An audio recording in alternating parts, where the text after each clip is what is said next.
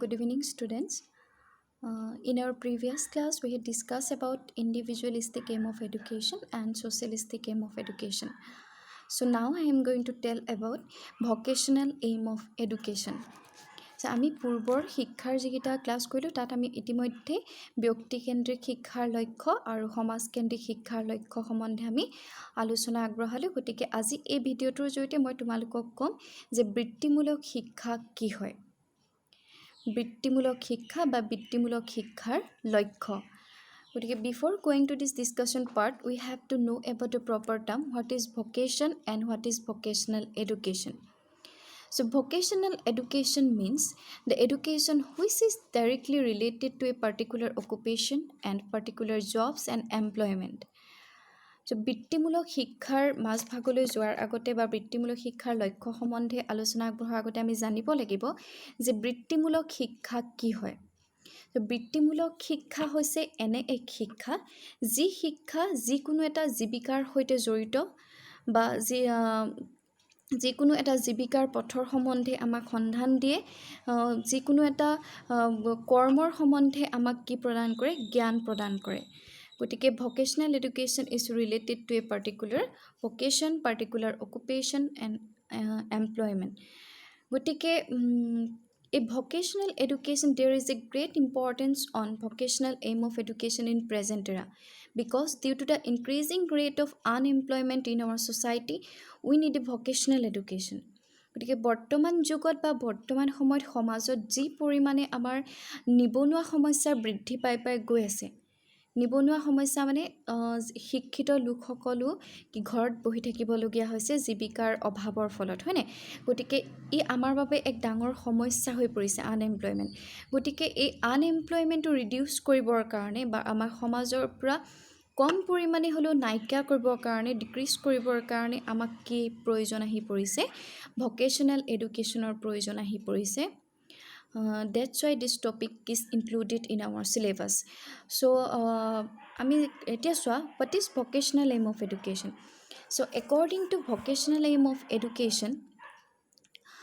through education we have to enable the person to stand on his own feet and earn money for his life. So বৃত্তিমূলক শিক্ষাৰ লক্ষ্য অনুসৰি কৈছিলে যে শিক্ষাৰ জৰিয়তে আমি ছাত্ৰ ছাত্ৰীসকলক নিজৰ ভৰিত নিজে থিয় দিবলৈ শিকাব লাগিব। কিহৰ জৰিয়তে? যিকোনো এটা বৃত্তিত নিয়োজিত কৰি, যিকোনো এটা কৰ্মত নিজকে অন্তৰ্ভুক্ত কৰি বা যিকোনো এটা জবত নিজকে এনৰোল কৰি আমি কি কৰিব লাগিব? অৰ্থ উপাৰ্জন কৰিব লাগিব বা টকা পইচা উপাৰ্জন কৰি আমি নিজৰ ভৰিত নিজে থিয় দিব পৰাকৈ আমাক শিকাব লাগিব। So education is the only instrument which helps us to choose our right path in our life. গতিকে এডুকেশ্যনেই হৈছে এটা মেইন ইনষ্ট্ৰুমেণ্ট বা মেইন যন্ত্ৰ বা অস্ত্ৰ বুলি কৈছে যিয়ে আমাক কিহৰ সঁজুলি, যিয়ে আমাক জীৱনৰ বাবে টকা উপাৰ্জনৰ এটা শুদ্ধ পথ আমাক বাছি দিব পাৰে। বুজি পাইছা? গতিকে কি কৈছে যে vocational education also believe that if we provide vocational education, it helps the students to become self-sufficient and self-dependent. গতিকে এই শিক্ষাৰ এই লক্ষ্য বিশ্বাস কৰিছিলে যে আমি যদি ছাত্ৰ ছাত্ৰীক ভকেশ্যনেল এডুকেশ্যন বা বৃত্তিমূলক শিক্ষা প্ৰদান কৰোঁ তেন্তে ছাত্ৰ ছাত্ৰীসকলে এই শিক্ষাৰ জৰিয়তে আত্মনিৰ্ভৰশীল হ'ব পাৰিব বা স্বাৱলম্বী হ'ব পাৰিব, যিটো নেকি আমাৰ বাবে খুবেই প্ৰয়োজন। সেল্ফ ডিপেণ্ডেণ্ট আমি হ'ব লাগিবই। আমি আনৰ ওপৰত নিৰ্ভৰশীল হৈ থকাতকৈ আমি যদি কিবা এটা কৰ্ম কৰি আমি যদি নিজে নিজৰ প্ৰয়োজনীয়তাখিনি পূৰণ কৰিব পৰাকৈ যদি আমি আৰ্ণ কৰিব পাৰোঁ, it is important for our life, হয়নে? গতিকে কি কৈছে যে it enable the person to become a self sufficient and self dependent. And the vocational aim of education is also believed in learning by doing theory,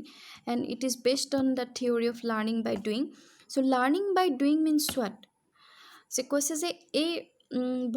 শিক্ষাৰ বৃত্তিমূলক লক্ষ্য আন এটা সূত্ৰৰ ওপৰত প্ৰতিষ্ঠিত, সেইটো হৈছে কৰ্মৰ জৰিয়তে শিক্ষা গতিকে আমি এনেকুৱা শিক্ষা দিব লাগিব যি শিক্ষাই আমাক কাম কৰি আমাৰ নিজৰ জীৱনৰ কাৰণে আৰ্ণ কৰিব পৰাকৈ আমাক হেল্প কৰে লাৰ্ণিং বাই ডুইং কিবা কৰি পেলাই আমি শিকিবলৈ কৈছে তাৰমানে কামৰ জৰিয়তে আমি কথা শিকিব লাগিব আৰু কাম কৰি পেলাই আমি কি কৰিব লাগিব নিজৰ জীৱনৰ কাৰণে আমি অৰ্থ উপাৰ্জন কৰিব লাগিব এইটো হৈছে ভকেশ্যনেল এডুকেশ্যনৰ মূল বিষয়বস্তু এতিয়া চোৱা So according to vocational education, to provide vocational education, we should create awareness about some work among the students. We should create consciousness about work among them, and we should try to develop some work efficiency among the students কি কৈছে যে for providing vocational education we should inculcate some consciousness create awareness and we should develop some efficiency among them গতিকে ছাত্ৰ ছাত্ৰীসকলৰ মাজত আমি কি কৰিব লাগিব যে বৃত্তিমূলক শিক্ষা বিকশাই তুলিবৰ কাৰণে বা বৃত্তিমূলক শিক্ষা প্ৰদান কৰিবৰ কাৰণে আমি সিহঁতৰ মাজত কি কৰিব লাগিব কিছুমান কৰ্মৰ প্ৰতি স্পৃহা যোগাই তুলিব লাগিব ইয়াৰ উপৰি আমি সিহঁতৰ মাজত যিকোনো কামৰ প্ৰতি সিহঁতৰ মাজত কনচিয়াছনেছ আনি দিব লাগিব তাহাঁতক সজাগ কৰিব লাগিব কোনটো কাম কেনেকুৱা কোনটো কৰ্মই আমাক কোনটো দিশলৈ লৈ যাব তেনেকুৱাবিলাক কথা আমি সিহঁতৰ মাজত আনিব লাগিব আৰু কি কৰিব লাগিব we should develop some interest thoughts among them সিহঁতৰ মাজত আমি কিছুমান ৰুচি অভিৰুচি আৰু কিছুমান চিন্তাৰ বিকাশ ঘটাব লাগিব যিটোৱে নেকি সিহঁতক এটা পাৰ্টিকুলাৰ জব চুজ কৰাত হেল্প কৰে গতিকে কি কৈছে চোৱা the vocational aim of education also believe that we should try to develop the skills and develop the world of work awareness about world of work or বিষয়ে তাহাঁতৰ মাজত আমি কি কৰিব লাগিব awareness create কৰিব লাগিব world of work যে কামৰ পৃথিৱীখনৰ সম্বন্ধে আমি কি কৰিব লাগিব সিহঁতৰ মাজত স্পৃহা জগাই তুলিব লাগিব বা সিহঁতৰ মাজত ইণ্টাৰেষ্ট ক্ৰিয়েট কৰিব লাগিব যে পাৰ্টিকুলাৰ এটা জব কেনেকৈ চুজ কৰিব পাৰি জব এটা চুজ কৰাৰ ফলত জবত যিকোনো এটা কৰ্মত নিজকে এনৰোল কৰাৰ ফলত যিকোনো এটা কৰ্মত নিজকে নিয়োজিত কৰাৰ ফলত আমাৰ কি কি বেনিফিটছ হ'ব আমি তাৰ পৰা কি কৰিব পাৰিম সেই সম্বন্ধে বা কোনটো কৰ্মই তোমাক জীৱনত কিমান দূৰ আগুৱাই লৈ যাব পাৰে সেই কৰ্মবিলাকৰ সম্বন্ধে আমি ৱৰ্ল্ড অফ ৱৰ্কখনৰ বিষয়ে আমি সিহঁতৰ মাজত কি কৰিব লাগিব এৱাৰনেছ ক্ৰিয়েট কৰিব লাগিব যিটোৱে নেকি কি কৰিব পাৰিব it helps the student to choose a particular job for his life so' there is a great importance on vocational aim of education there are various types of supporter of vocational education among them John Dewey is the main supporter of vocational aim of education ইয়াৰ বিভিন্ন ধৰণৰ সমৰ্থক আছিলে তাৰ ভিতৰত John Dewey হৈছে এজন অন্যতম সমৰ্থক so by supporting this vocational aim of education John Dewey introduced project method কি কৰিছিলে ইন্ট্ৰডিউস কৰিছিলে এই শিক্ষাৰ এই বৃত্তিমূলক লক্ষ্যক সমৰ্থন কৰি জন ডিউয়ে কি কৰিছিলে প্ৰকল্প পদ্ধতি উদ্ভাৱন কৰিছিলে প্ৰকল্প পদ্ধতিৰ প্ৰজেক্ট মেথড তোমালোকক প্ৰজেক্ট দিয়ে যিকোনো এটা কাম কৰিবৰ কাৰণে হয়নে তোমালোকে দেখিছানে যে সায়েন্সতে হওক বা অন্যান্য সাবজেক্টতে হওক তোমালোকক প্ৰজেক্ট হিচাপে কিছুমান কাম কৰিবলৈ দিয়ে কিহৰ কাৰণে দিয়ে বাৰু জানানে যে আমি কামৰ জৰিয়তে কেনেকৈ শিকিব পাৰোঁ কিবা এটা কাম কৰি আমি কেনেকৈ শিকিব পাৰোঁ লাৰ্ণিং বাই ডুইং মই আগতে কৈ গৈছিলোঁ যে কৰ্মৰ জৰিয়তে শিক্ষা প্ৰজেক্ট এটা দিয়াৰ লগে লগে সেইটোত ষ্টুডেণ্টছবিলাক ফুল্লি ইনভলভ হোৱাৰ লগে লগে সিহঁতৰ ইণ্টাৰেষ্টবিলাক ইনক্ৰিজ হৈ গৈ থাকিব ইণ্টাৰেষ্ট বাঢ়ি যোৱাৰ লগে লগে তাৰপৰা সিহঁতৰ নিজে তাহাঁতি কিছুমান কি কৰিব পাৰিব কিছুমান জ্ঞান লাভ কৰিব পাৰিব সেইকাৰণে প্ৰজেক্ট মেথডৰ উদ্ভাৱন কৰিছিলে কোনে কৰিছিলে জন ডিউয়ে প্ৰজেক্ট মেথডৰ উদ্ভাৱন কৰিছিলে গতিকে the vocational aim of education also emphasize on to development of personality of the students personality of the students মানে আমি যিকোনো এটা কাম কৰিবলৈ হ'লে আমি প্ৰথমে কি কৰিব লাগিব নিজকে এজ এ পাৰ্চন আমি ফিট কৰি ল'ব লাগিব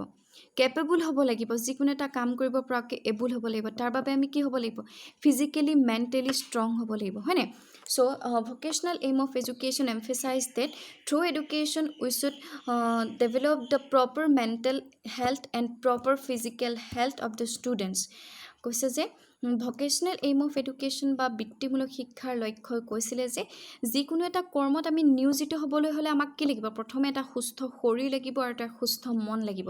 তেতিয়াহে আমি কি কৰিব পাৰিম যিকোনো এটা কাম কৰিব পাৰিম হয়নে নহয় বা যিকোনো এটা চাকৰিত আমি নিজকে নিয়োজিত কৰিব পাৰিম গতিকে কি কোনটো জীৱিকা আমি জীৱনৰ বাবে চুজ কৰিম বা পচন্দ কৰিম সেইটোৰ উপৰিও আমি ছাত্ৰ ছাত্ৰীক শিক্ষাৰ জৰিয়তে কি শিকাব লাগিব প্ৰপাৰ হেল্থ কেনেকৈ মেইনটেইন কৰিব পাৰি proper mental health and proper physical health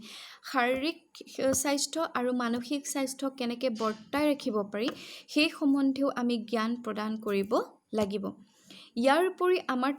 সিহঁতৰ প্ৰত্যেকৰে কিছুমান every children have some particular skills হয়নে আমি কি কৰিব লাগিব থ্ৰু এডুকেশ্যন উই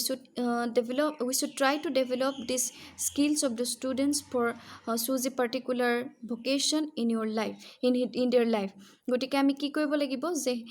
ছাত্ৰ ছাত্ৰীসকলৰ মাজত থকা যিবিলাক কৌশল বা যিবিলাক দক্ষতা আমি সেইসমূহো শিক্ষাৰ জৰিয়তে বিকশাই তুলিব লাগিব তেতিয়াহে আমি যিকোনো এটা কৰ্মৰ বাবে নিজকে ফিট কৰিব পাৰিম So at last, I will repeat it that the vocational aim of education greatly emphasizes on development of vocational efficiency of the students. Vocational aim of education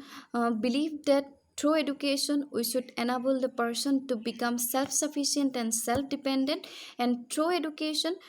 we should try to develop the person for stand on his own feet and earn something for his life গতিকে সৰ্বশেষত মই ক'ব বিচাৰিছোঁ যে বৃত্তিমূলক শিক্ষা হৈছে এনে বৃত্তিমূলক শিক্ষাৰ লক্ষ্যই কিহৰ ওপৰত বিশেষভাৱে গুৰুত্ব দিছিলে